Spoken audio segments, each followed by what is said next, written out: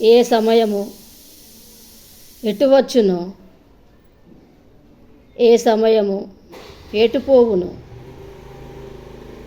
అందుకని ఎవ్వరిని ఎక్కువగా నమ్మకూడదు.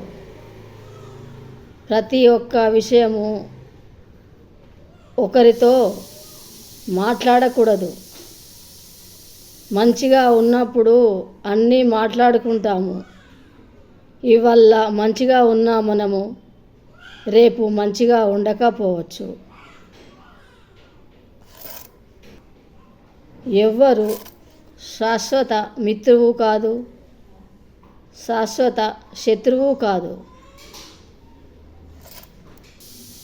పరిస్థితుల ప్రభావం వల్ల మనుషుల యొక్క మనసు మారుతూ ఉంటుంది, కాదంటారా?